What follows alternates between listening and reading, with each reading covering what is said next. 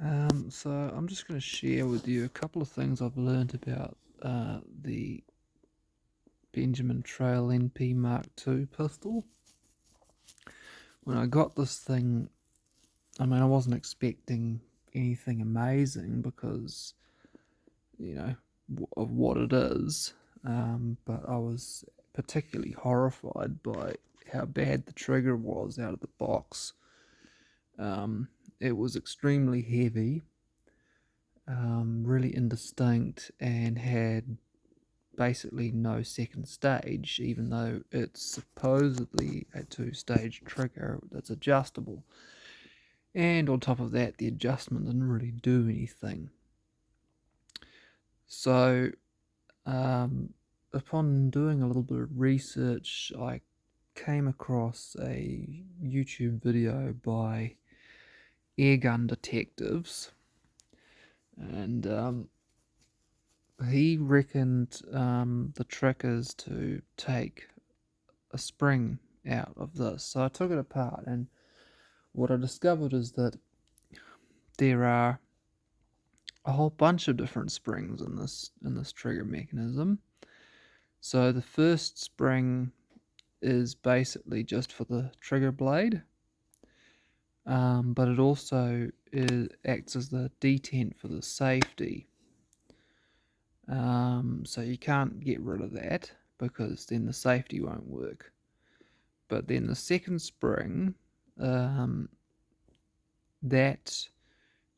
is attached to the bottom sear, which is what this trigger blade acts on. The trigger mechanism it's a strange design. It is actually quite a strange design when you're used to air arms, wire arc, Diana, Hatsun triggers, which are all much of a muchness. There's not a huge difference between the different triggers. They all have the same basic principles. All of those triggers generally only have one spring,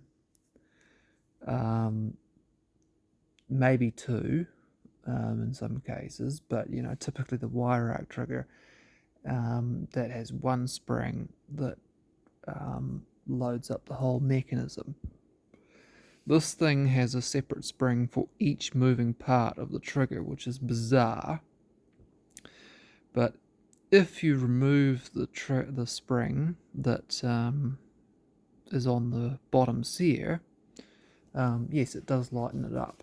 Only problem is then the bottom sear rattles around because the spring has two coils on it, and each coil sits one on each side of the sear, which means that it's rattling around. It's not being held in place anymore. So the solution I came up with was to make up some nylon bushings. What I did is I took the sleeve off a nylon sleeve anchor that had just exactly the right size inside diameter for it to go around the push pin that holds the sear in place.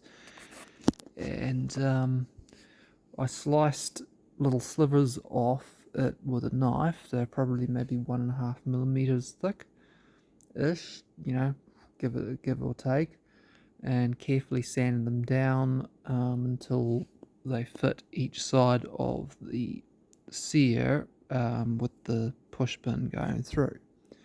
So that solved that problem. The sear no longer rattled around. The next issue was that the adjustment screw was a Phillips head screw. Now, what happened was that the Phillips head screw would, if you adjusted it out far enough, it would come up against the trigger housing. So it would literally jam the trigger so that it wouldn't come back all the way like it's supposed to. Just I know why these manufacturers use Phillips head screws, and it's because of liability. It prevents people adjusting the trigger to the point where it's a hair trigger and is dangerous. But the Phillips head was large enough to, if you adjust it out, bearing in mind I'm wanting to go out, not in, because I'm trying to get a second stage, which was impossible without the Phillips head coming into contact with part of the trigger housing. So I just replaced it with a hex head grub screw and Loctited it in. And as you can see, it's sitting way out because that's what I had to do to get it to have a second stage. Net result is that it actually behaves like a trigger that you would want to shoot with, very similar to a lot of my other air guns. It's perfectly fine now. Another improvement I made. I didn't polish it because I just can't be bothered with something like this, but I did put a small amount of very high moly content molybdenum disulfide grease. That's a mouthful, isn't it? On all the surfaces that are in contact with the sears. And yeah, it's pretty smooth and works pretty well now. The other thing that I've found though, and this is a bit of a warning, when you adjust this thing for to have a second stage, it basically behaves like a set trigger, and there's no way to prevent that. So if you pull the trigger back when the thing's cocked, and you come up against the wall of the second stage, but then you let go of it again, trigger blade will go back, but the sear will not. The bottom sear will stay where it was before, which means it's basically a set trigger now, and you'll come up with basically no resistance when you go to pull it back again up against the wall of the second stage, because that when you let go of it, it hasn't moved at all. This is slightly dangerous if you don't know what you're doing, and it's something to be aware of. A set trigger is a thing. Some people like to have that, but it's not my preference. So basically, don't pull the trigger unless you intend to fire it. The next thing is with the set trigger thing, if you let go of it then, and then you put it back on safe, and then you put the thing down, and then a little while later, as I did, which dumb thing to do, I'm like, oh, is this thing loaded? Well, not going to go and just pull the trigger to find out whether it's loaded or not, so I go to break the action, and it pops open a little bit, and then I come up against this resistance. It doesn't want to move, so I pull it a little bit further, and bang, the thing fires with the breech half open, because of that set trigger situation. When you go to crack the action, for some reason that causes the trigger to release. This won't happen, of course, if you haven't touched the trigger. After cocking it, you can open the action again and nothing will happen. But if you've touched the trigger at all after cocking it, and then you go to open the action again, the thing will fire with the breech half open, which is not good for it because it's basically dry firing it. The pellet won't come out. The pellet won't leave the barrel because there's no air pressure, but it will also cause your ears to ring because it's pretty loud. So yeah, something to be aware of. Other than that, it's a cool little toy, and I'll probably end up putting an optic on it. Seems to be reasonably accurate, quite powerful for what it is, but and don't get me wrong, the trigger is quite well made. It's all metal parts.